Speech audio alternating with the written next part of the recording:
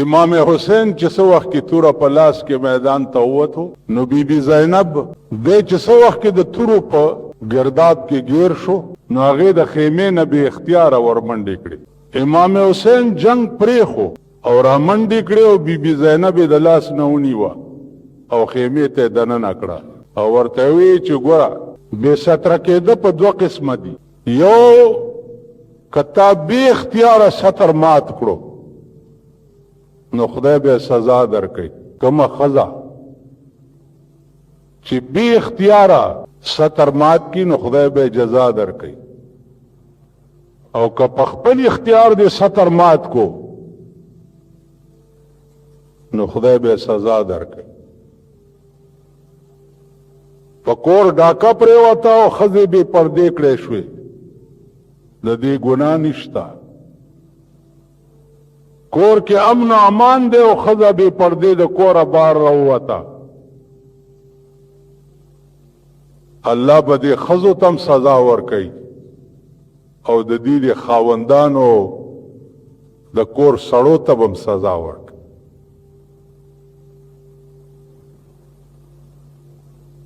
بی بی زینب ته امام حسین وی چې ته به خبردار د خپلې پردې خیال ساتي، بار به نه روزي که ما سره هر څه کېږي. تو وایه چې یو سړي سر پرې کېږي لګیا دی او د سر د پرې کېدو په ټیم کې هم هغه ښځو ته د پردې تلقین کوي. نن ستا تمام پاکستان محرم مناوی، دې خبرې ته خیال هم شته؟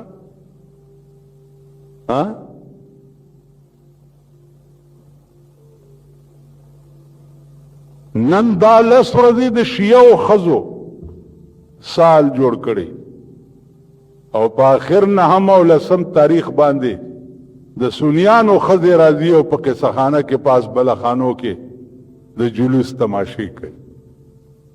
یا دا ګورې نه په دې بازارونو کې او په دې ملک کې چې څه د ښځو حال. نو امام حسین په دې نه منلی کېږي چې په دې ورځې باندې کیر پوخ کا یا حلوا پخه کا یا شربت وکا او په ماشومانو یا په قبرونو باندې اوبه اچوي دا خلک. اول ته دې بېوقوف قوم ته وګوره چې د کوم بېوقوف قوم د عقل جنازه وتې ده، په لسم محرم هدیرو ته لاړ شي او په قبرونو اوبه اچوي. ولې؟ وی اهل بیت تږي شهیدان شوي، اهل بیت تږي شهیدان شوي دي، نو ځکه په دې قبرونو ته په ایمان ووایه چې تږی ته یې او اوبه زه څښم نو ته پې مړېږي. خدای دې قربان که چې شهیدان په کربلا کې تږي شوي دي او ته اوبه په خپل مړي اچې، دا اوس عقل دی؟ نو عزیزانو چې ورځ تېرېږي د پاکستانی قوم د عقل جنازه وځي، جنازه. بیا دا حسنین او زینب چې و دا د بی بی فاطمه اولادو،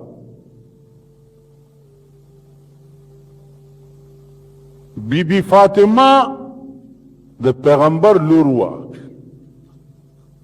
چې وفات کېده نو وصیت یې وکړو چې واورئ زه چې وفات شم خبردار چې زما جنازه د ورځې اوچته نه کوي. ولې؟ چې زما د کفن ټوټم چرته پردی سړی ونه ګوري. زما جنازه به د شپې اوچتوئ او په د پاسه به ډولۍ جوړوئ چې زما د کفن ټوټم ښکاره نه شي. د پیغمبر د لور د ستر دا عالم، د بی بی زینب د ستر دا عالمو د کربلا په میدان کې. نن د پاکستان د ستر عالم وګورئ، د حیا عالم وګورئ، د غیرت عالم وګورئ. دا خلق تاسو مازدیګر کې صدر روډ ته ورشئ، میړه به په موټر کې ناستي او ښځه به دکاندار نه سودا اخلي، که نه ده؟ میړه موټر کې ناست، هلکه بلوا خو ته کوشه او سودا والا که نه، ښځه دې موټر کې کېږي. نو زما عزیزانو دا ټول فراډ او زبانی جمع خرج دی. نه امام حسین منل شتا، نه امام حسن منل شتا. علی اکبر واده د کربلا په خیمو کې وشو، امام حسین نکاح تړي او ناوې د یو خیمې نه بلې خیمې ته بار زلمی حلال کړي پراته دي او دلته د علي اکبر نکاح تړلی کېږي. په دې قوم کې وګورئ تیار واده به مړی وشي پکې، وایي صبر وکړه چې څلوېښتي وشي بیا به واده کوو، مړی شوی دی. داسې کوي که نه کوي؟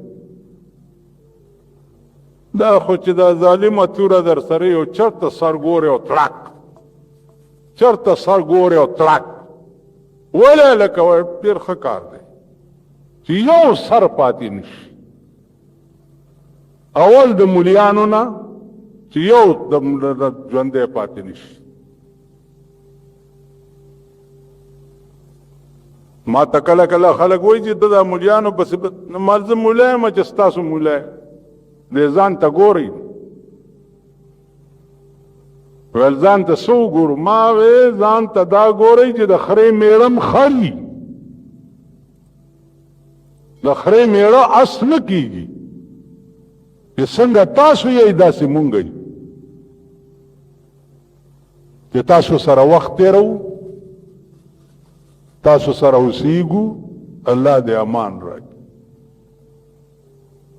زما عزیزانو عرض مې دا و چې دا په کولو غوږونو واورئ، په کولو غوږونو چې د چا د ښځو سطر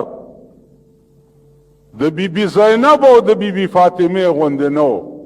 زما دې د خدای په ذات قسمي چې د جنت بوی ونه ګوري، بوی. تاسو دا غریبان چې یئ زه هر څه ګورم، زه ډېر زاغ مولا یم. ګوره د الله مهرباني ده، ما ته ډېر ښه دماغ خدای را کړي. زما په سینه باندې د 500 کالو تاریخ نقش دی، نقش. دا غریبان چې خپلې موټرې او خپل اسباب در سره نی او په لاره م په کرۍ کړي او ښځې پکې کېنولي، نو ښځو سره م دوپړه والا کېنولی په لارۍ کې که نه؟ وایي په ایمان دا ټول په لارۍ کې وایي که نه چې ښځې دغه کوي لاسونه یې بار رایستي. په دې بالا ماڼۍ تېرېږي. زه یې ګورم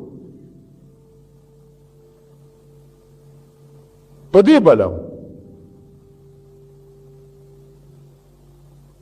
هغه ورځ د یو سپېره واده و، اوس یو بل قسم بینډ والا راوتي او چې زمونږ طرف ته رانږدې شو نو زر یې غلي کړه او داسې د سپي غوندې تېر شو.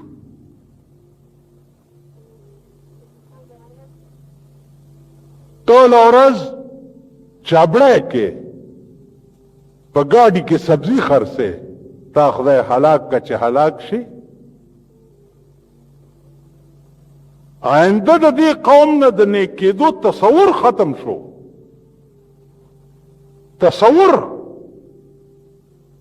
چې دا قوم به هم چېرته د سړي زامن شي.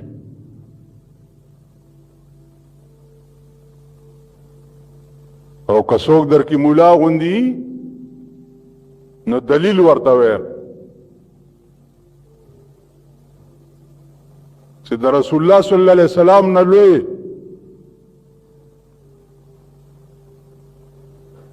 حادث کو لوی ہدایت کوونکې څوک و، هغه چې څه وخت کې ناکام شو، قرآن راغی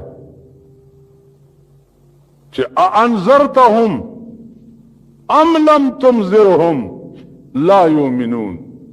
اے حبیبا کته دوی یره او کنه یره دوی ایمان نه وروړي، دوی ایمان نه وروړي. ما سوکړه ختم الله على قلوبهم وعلى سمعهم وعلى ابصارهم غشاوه ولهم عذاب عظیم. ما د دوی په زړونو مهر والو او د دوی په غوږونو مې مهر والو او د دوی په سترګو حق نه ګوري، په غوږونو حق نه اوري، او ولهم عذاب عظیم. دوی د پاره مې ډېر لوی عذاب ساتلی. یو قوم پکې داسې و چې نه ټیکېده. قرآن راغی چې دوی ته ووایه چې فمن یکفر بعد منکم، سمیږئ نه، فمن یکفر بعد منکم، که دین پس مرانه وکو، فإنی اعذبه عذابا لا اعذبه احدا من العالمین. دا سے عذاب بدر کم چې په خپل خدای کې می چاله نه ورکړي. استغفر الله. چا بلا څنګه عذاب قسم نشوي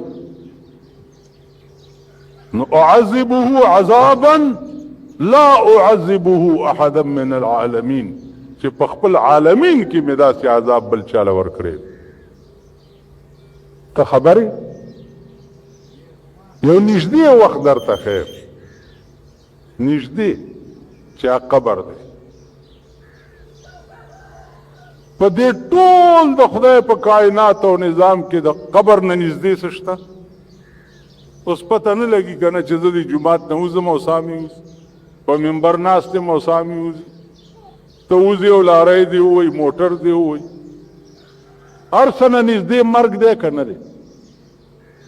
د دې قبر ړومبنی گزار د منکر نکیر چې کم دی، رسول الله صلی الله علیه وسلم فرمایي چې ړومبنی گزار چې منکر نکیر ورکی نو د ده چغه وای چغه په مشرق او مغرب کې واورېدی شي. بني آدم یې ولې نه اوري؟ وایي ځکه چې بیا به دوی مړي نه خخیدان دی، نظام زندگی به خراب شي. د یو ړومبني گزار نو اندازه وکړه چې څومره ټس زیاتي عمره وای زیاتي که نه زیات. خدا خبر چې دا گزار به څنګه الله د امتپامان کې وسل چې د ده وای چغه مشرق او مغرب کې واورېدی شي. نو زما عزیزانو، محرم میاشت د اهل بیت رسول سره رابطه او تعلق شیعه هم فراډ او دوکه ده او سنی هم فراډ او دوکه ده. شیعه چې په کوم رم کې مناوئ اوس تاسو په ایمان ووایئ.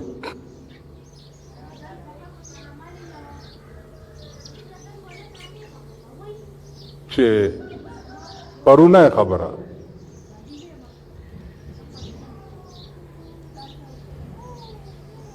شیعه را سره ناست محرم دی، تاسو خو به ماتم کوئ او دغه به کوئ او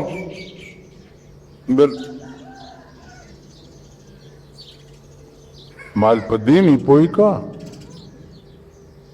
چې د امام حسین د امیانو شیعګانو مشر و که د شیعګانو مولیانو مشر و؟ ویل د مولیانو مشر و. نو مال ته ولې کمیس نه وباسې او په کیسه خانه کې سینه نه وهې؟ د شیعګانو دا مولیان دي که دی کمیس نه وباسي، دوی جلوس کې روان یې سیدا چه او دا پشاټر چی کنه دا د کرۍ ټټوانې چې راټول کړي دوی کمیس ویستی او سه به شړک کې شړک کې شړک کې شړک کې. ته ولې کمیس نه وباسي؟ وی جی بس مونږه سه دړه ماتم کو. نو ما چې دړه کې کور دی ورام شو خو دته ما وایي چې دړه ماتم کوه کنه. چې دا د سینو د وینې بیګي او بیړم ولا غرقه کړه ده ته مو ووایه که خبله خبره ویلې څه مثالونه را پورې ونه وی خدای ته ګوره ما مثال تا ته ویم تا ته د سړي چې زوی مړ شي نو پلار هم خپوي او مور هم خپوي که نه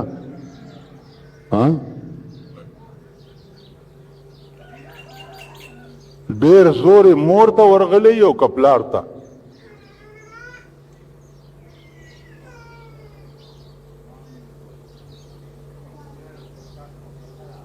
والله که نه په مور پوهېږئ او نه په پلار سی ګوګوشتوان راته ناست کوي په ایمان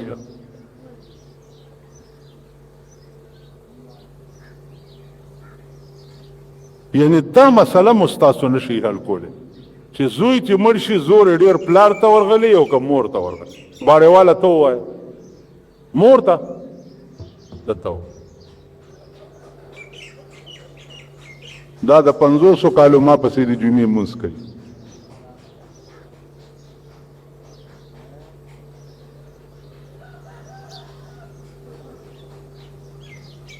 هسې مې درته ځان ستړی کو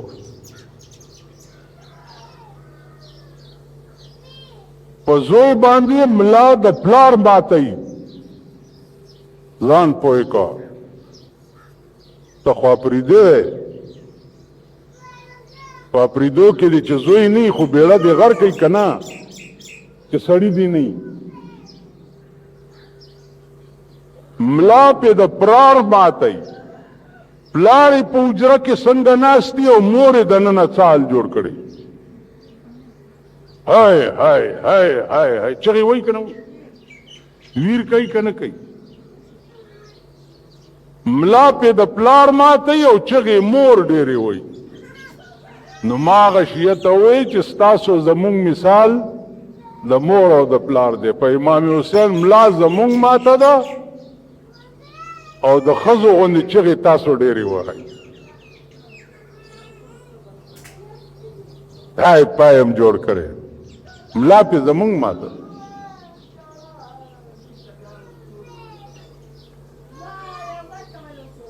دې ته سوچ وکړئ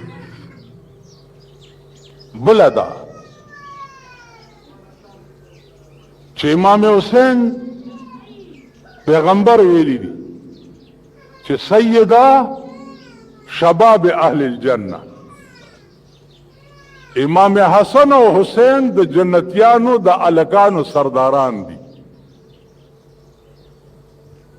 بی بی فاطمه خاتون جنت تا نو امام حسین ولس ورځې تکلیف و هغې نه پس جنت ته لاړه که نه نو مړي پسې د 3 ورځو نه زیات سوګ مناول په اسلام کې اډو شته نه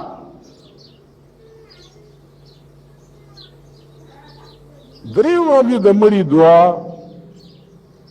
وغیره دا به کېږي 3 ورځو نه پس ختم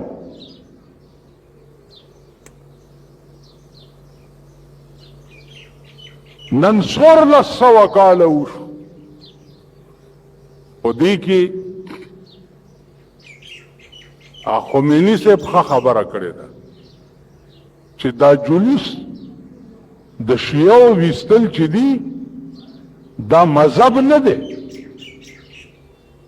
دا زمونږ سیاست دی بیا هم څوک پیژني نه چې دا شیعه دی چاته پته نه لګي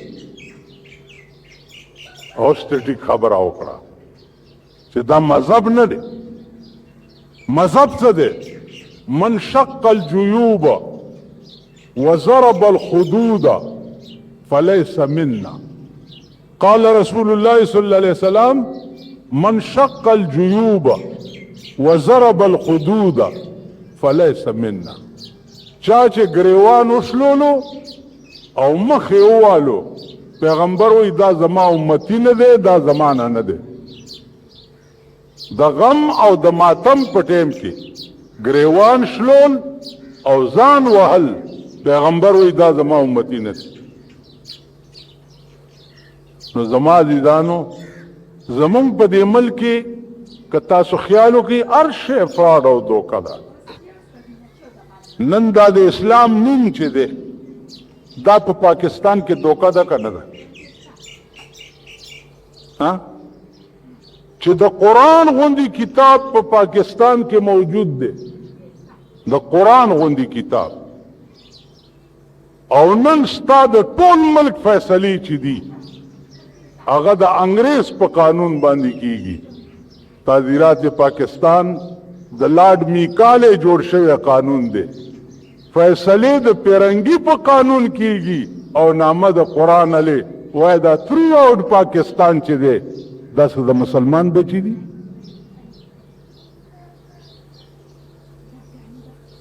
اوس مونږ یو څنګه مونږ داسې چې دا قوم 50 کاله وشو چې بالکل دوی پورې د سړي سر نه دی تړلی.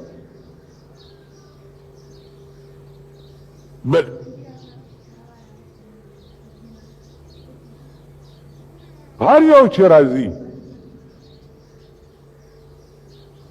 دروغ وایي، هر یو چې راځي. اوس نواز شریف یو ټکی کوي کہ وہ دن قریب ہیں جو میں ملک کا تقدیر بدل دوں گا. وہی تقدیر بدل دوں گا. استغفر اللہ استغفر اللہ.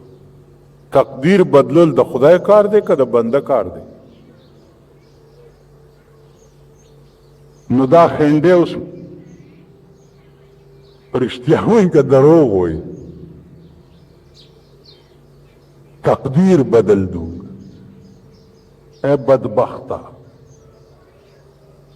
که په 50 کاله کې یو حکمران د سړیتوب په لار نه دی کوز شوی د اقتدار نه، سبا به دا انجام ستا وي.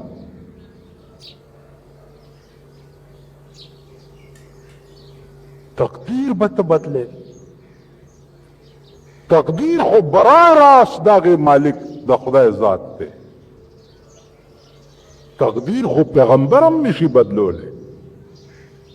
په تقدیر کې ابو جهل کافر و، پیغمبر څومره کوشش وکړو ابو جهل مسلمان نه کړی شو.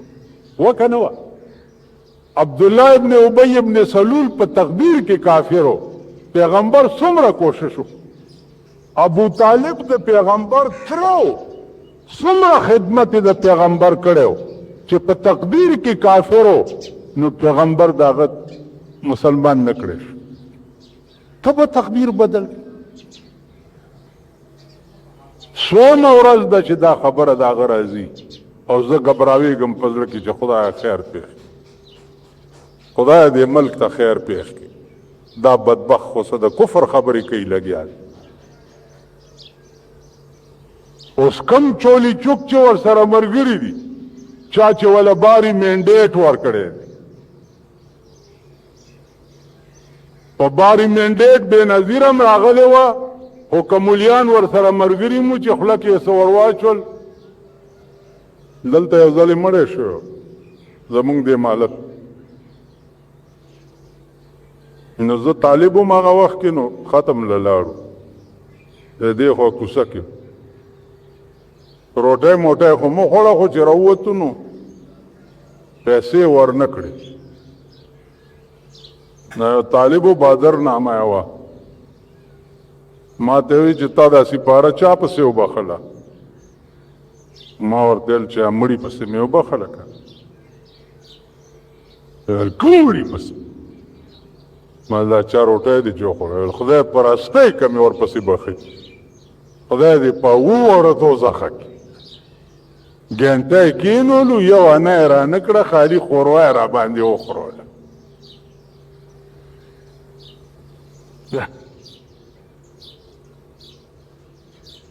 که ملا چې روان